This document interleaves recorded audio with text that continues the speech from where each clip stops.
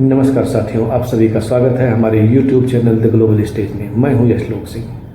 जैसा कि आप सभी को पता है कि G20 शिखर सम्मेलन का राजधानी दिल्ली में आगाज हो चुका है। प्रधानमंत्री ने अपने भाषण की शुरुआत में मोरक्को में आए भूकंप से प्रभावित लोगों के प्रति अपनी संवेदना प्रकट की। इससे भारतीय संस्कृति सभ्यता के मूल मंत्र वसुधैव कुटुंबकम की झलक मिलती है। भारत यह बताना चाहता है कि वह सिर्फ बातों तक सीमित नहीं है, वह दुनिया के सुख दुख का साथी है और मिलजुल कर काम करना चाहता है। सबका साथ सबका विकास उसका मूल मंत्र है। दोस्तों, इस शिखर सम्मेलन के आगाज में भारत को बड़ी सफलता हासिल हुई है। भारत ने अफ्रीकी यूनियन को G20 का अस्थायी सदस्य बनवाने में सफल रहा है। इससे वैश्विक स्तर पर भारत का कद बढ़ा है। दुनिया में यह संदेश गया है कि भारत की बातें अब सुनी जाती हैं, मानी जाती हैं। इसे नज़रअंदाज करना अब मुश्किल है। यह नए भारत की तस्वीर है। दोस्तों, G20 का अस्थायी सदस्य बनने के बाद अफ्रीकी यूनियन की दशा और दिशा बदलने की पूरी संभावना है। इस यूनियन में 55 देश शामिल हैं। इन 55 देशों में जो 43 देश हैं, उनके साथ भारत के कूटनीतिक संबंध भी हैं। दोस्तों, भारत इसके माध्यम से अफ्रीका में चीन को नियंत्रित करने की दिशा में सफल होगा, क्योंकि चीन अपने बेल्ट एंड रोड इनिशिएटिव यानी BRI प्रोजेक्ट के माध्यम से इन देशों का इस्तेमाल भारत और अमेरिका सहित यूरोप के देशों के खिलाफ करना चाहता है। हालांकि अफ्रीकी देश अब यह समझ चुके हैं, क्योंकि उन्होंने देख लिया है कि चाइना ने पाकिस्तान और श्रीलंका का क्या हाल किया है। अब अफ्रीकी देश चाइना के चंगुल से बाहर आना चाहते हैं। अफ्रीकी देशों को विकास की आवश्यकता है। यह विकास कराने के लिए वह चीन के पास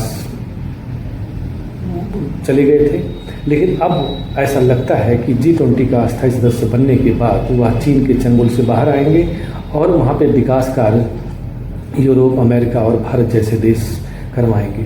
जैसा कि भारत पहले से ही 73 अरब डॉलर से अधिक का निवेश अफ्रीका में कर चुका है और वहीं भारत और अफ्रीका के बीच 90 अरब डॉलर का ट्रेड होता है।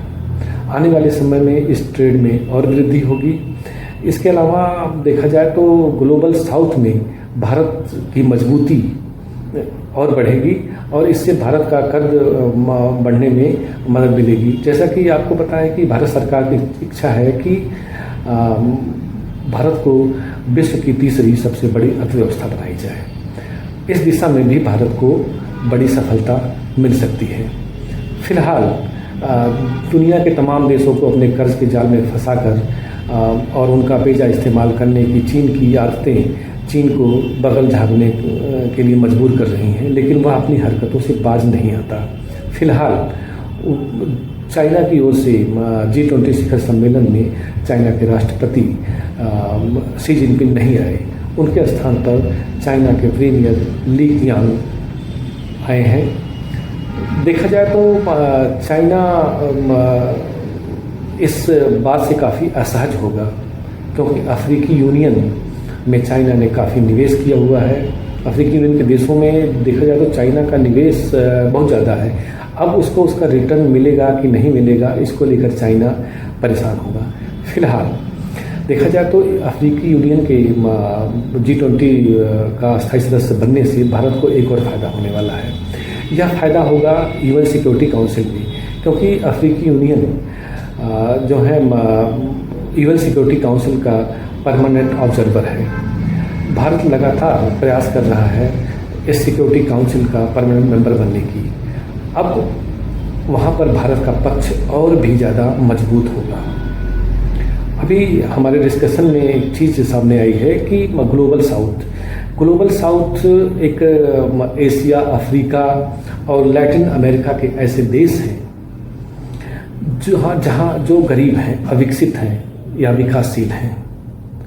इन्हीं देशों को ग्लोबल साउथ के रूप में पहचाना जाता है। तो बस इतना ही।